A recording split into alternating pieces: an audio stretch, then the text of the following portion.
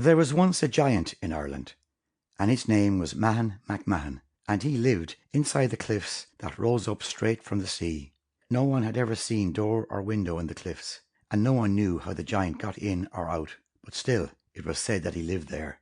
And there were those who told of how they had heard a strange sound of beating and the ringing of metal sounding from within, and had seen smoke rising up from the crevices. Back from the sea, but yet not so very far from the cliffs, there was a fine big house, and a man by the name of Thomas Renardi lived in it. He was a married man, and he and his wife had one son, a pretty little boy named Philip, and he was the joy of their life and the light of their eyes. With every year the boy grew handsomer and finer, till he was the admiration of all who saw him. All day he played about in the sun and the wind, and when his mother called him into meals, he came, and as soon as he had finished, he was out again. So he grew till he was 7 years old, and then one day his mother called him, but he did not come. She hunted him high and she hunted him low, but nowhere could she find him. Then the neighbours joined in the search. They were out hallooing all over the hills and through the forest, and over by the cliffs where the sea beats high, but there was no answer to their calling, nor did they see aught of him, and his mother was left sorrowing. A sad and smileless woman was she after that, and months rolled up into years, until the years were 7, and at the end of that time her grief for him was as green as at the beginning. Now there was a blacksmith in that country who was a great reader of dreams. People came from far and near to tell him their dreams and to ask the meaning of them. The name of the blacksmith was Robert Kelly, and he was a great hand at the forge. One night the blacksmith had a dream of his own, and a curious dream it was. He dreamed a little lad came riding up on a great white horse. He was a handsome little fellow, with yellow hair and blue eyes, and Robert took him from his size and looks to be about 7 years old, but at the same time there was something curious about him that made the blacksmith think he might be older. "Robert Kelly, do you remember me?" asked the lad. "I can't say that I do," answered the blacksmith. "And yet there's something about you that makes me feel I may have seen you before." "Then have you forgotten Phil Renardi that was lost away 7 long years ago?" Now the blacksmith knew of whom the boy had reminded him. It was of that little lost lad of the Renardis. "But that was 7 long years ago, as you said," replied the blacksmith. "And by this time Phil will be about 14 years old. You will never be him." "Nevertheless, I am," said the boy. "It was the giant, Mahon MacMahon, that stole me away 7 years ago when I was playing near the cliffs. And I have been living with him and serving him ever since, and in the halls of the giant we who serve him never grow old, but stay as we were when he first brought us there." Now all the while the blacksmith knew he was asleep, and he thought this dream of his was the strangest dream he had ever heard of. "Now I will tell you why I have come here."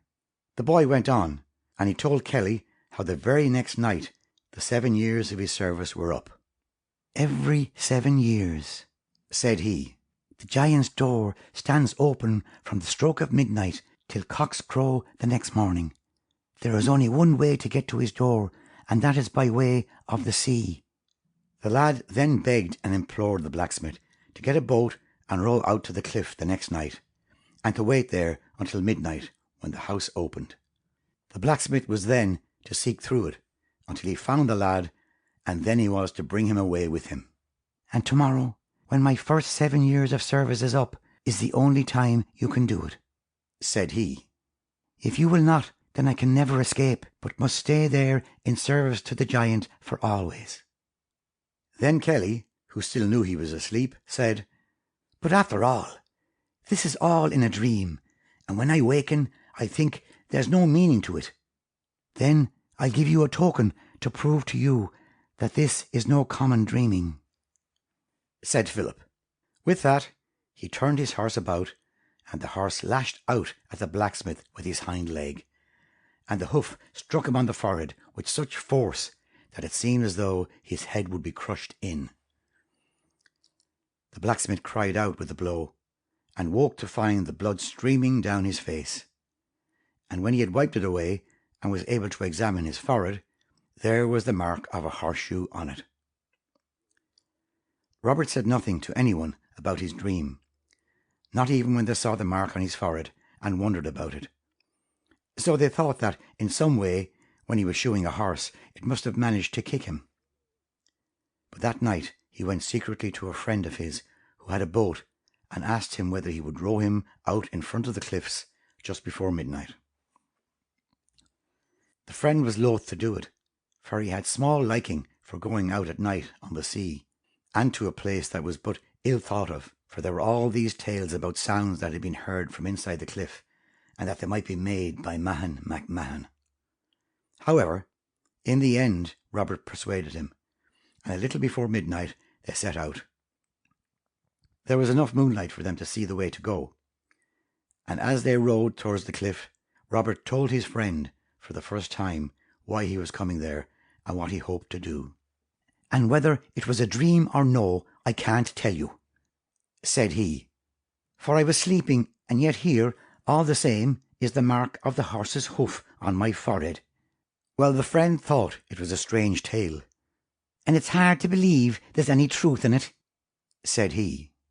"But here we are in front of the cliffs, and this night will prove the worth of your dreaming."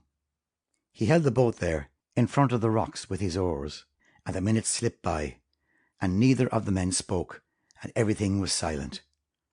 Then from far away and faintly they heard the village clock strike 12. Again they waited, and then suddenly and without a sound the front of the cliff opened, and they saw a portico down almost on a level with the water, and the great door opening out upon it. Inside the door were steps cut in the rock and leading up and out of sight.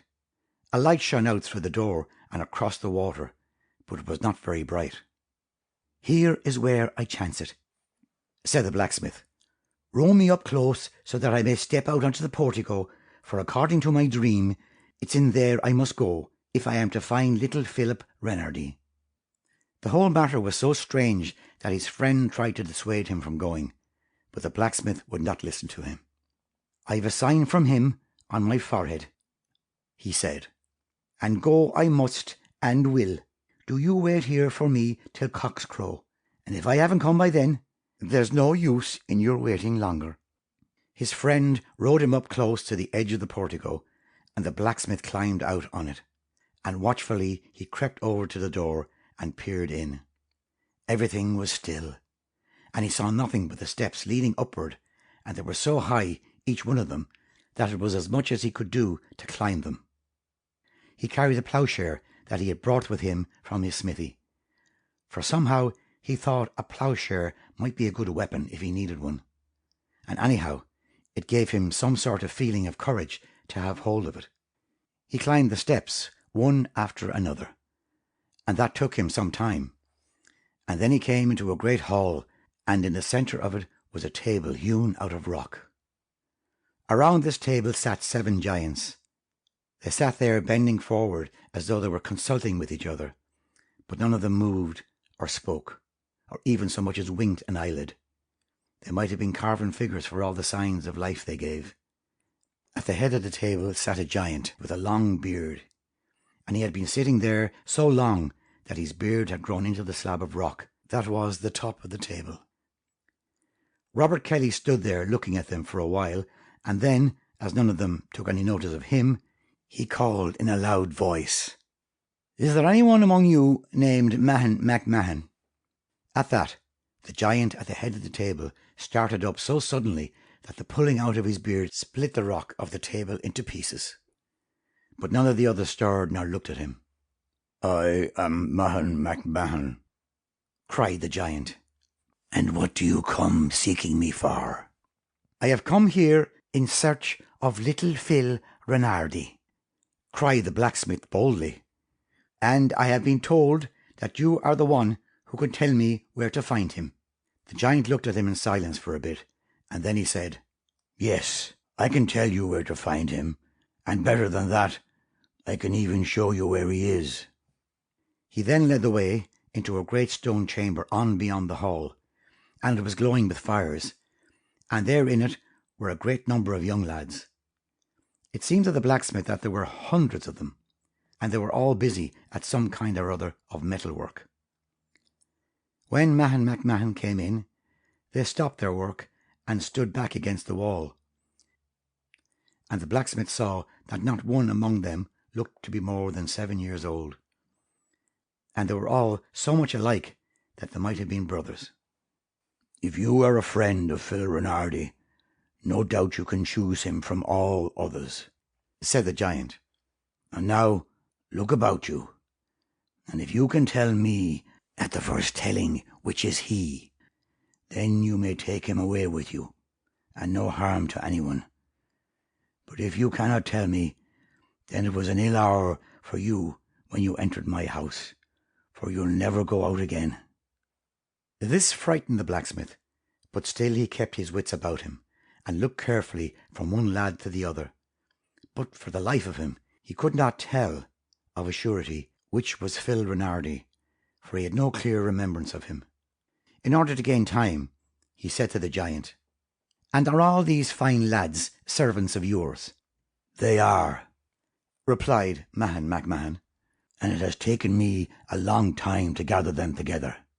"You must be a good master," went on Robert Kelly, "for they all look rosy and in good condition, and I'm sure you'll treat them well, and they must be fond of you." He thought by talking in this way he might flatter the giant and put him in a good humour.